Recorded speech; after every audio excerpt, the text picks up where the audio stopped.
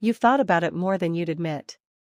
That moment when everything shifts, when the investment pays off, when the business finally takes off, when the numbers in your account cross into territory you've only dreamed about.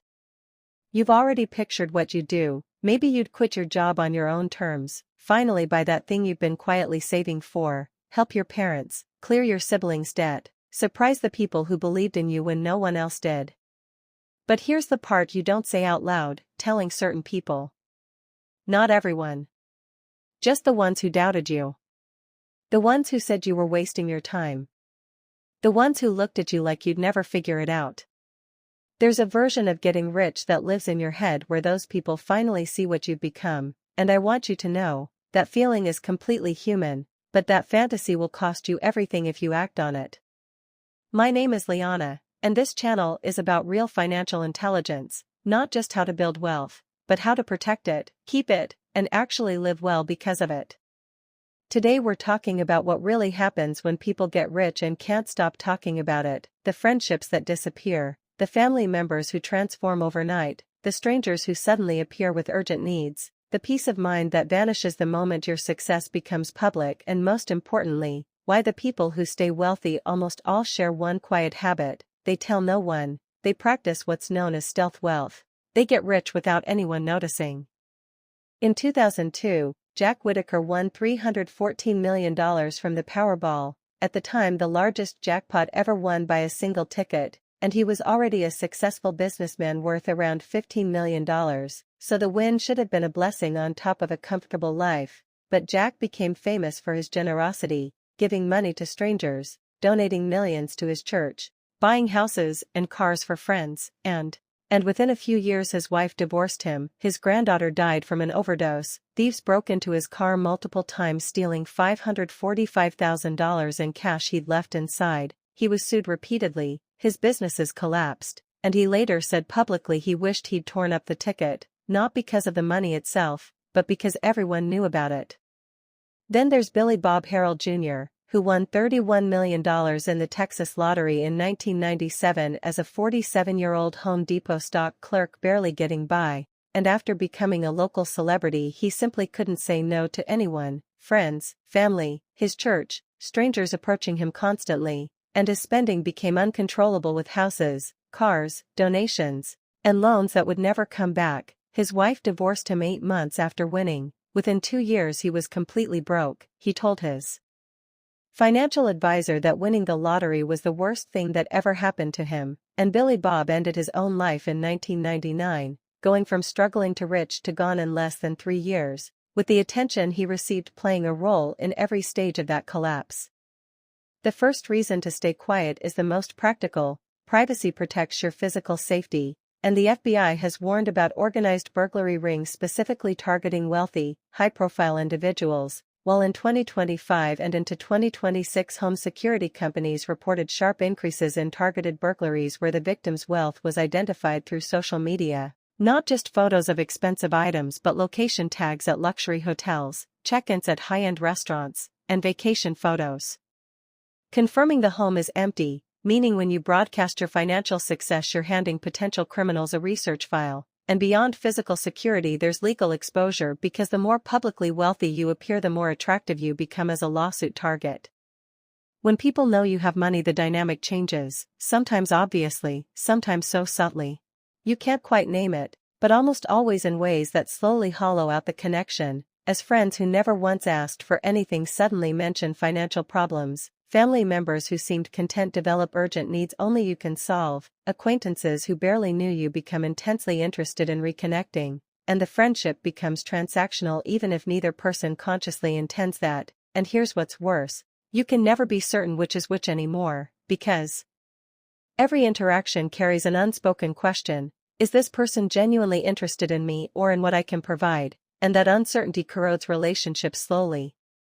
Success triggers other people's insecurities even in the people who love you most, and your closest friends will still have some version of this internal thought: why didn't that happen to me? What does their success mean about my own life? And this isn't malicious, it's human nature, because we compare ourselves to people around us, and the more you talk about your success the more you amplify that effect. with every mention of your investments, your purchases, your freedom becoming another data point for comparison, so people will congratulate you publicly while competing with you privately, and staying quiet simply protects both of you.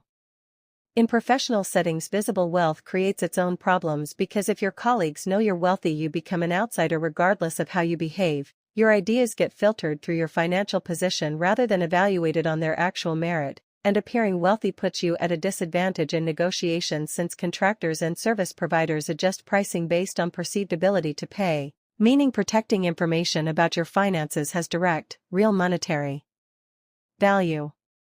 When you talk about your wealth constantly, you become your wealth, your identity fuses with your financial position, your self-worth ties itself to your net worth, and that is psychologically dangerous because money can disappear, investments fail, circumstances change, and if your identity is built on wealth, then any threat to that wealth becomes a threat to your sense of self, whereas people who practice stealth wealth maintain a separation between who they are and what they have, and that separation provides a stability that visible wealth can never offer.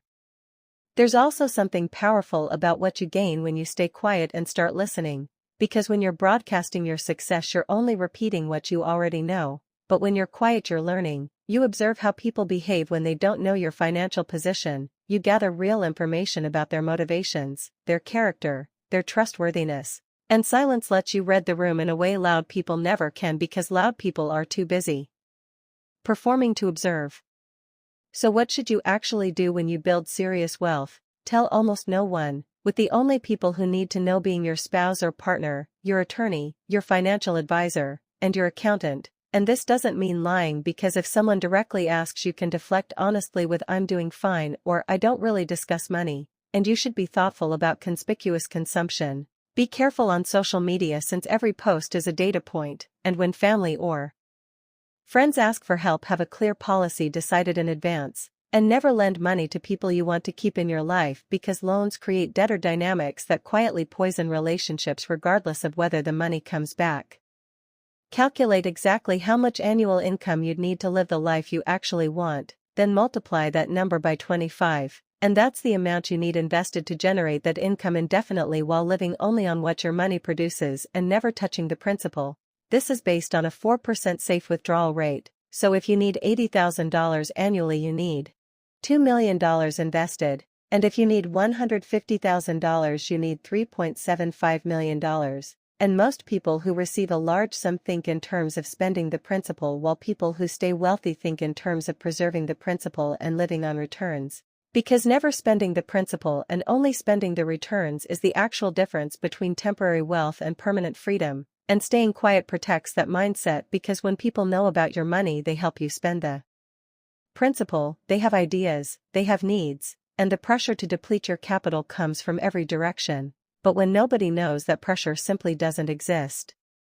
Real wealth is waking up every morning and deciding how to spend your time. It's having enough that you never have to do things you hate. It's freedom, security, and options. And none of that requires anyone else knowing about it. In fact, all of it is easier to maintain when nobody does, because the satisfaction of telling people wears off quickly while the problems created by telling people last indefinitely. And the loudest people in any room rarely have the most, while the quiet ones are the ones actually building something and keeping what they build. So when you get rich, tell no one, and then watch what becomes possible. If this shifted how you think about wealth, make sure you're subscribed to Liana Invests, because every video on this channel is built around one idea, not just how to make money, but how to actually keep it, protect it, and build a life you're proud of because of it. I'll see you in the next one.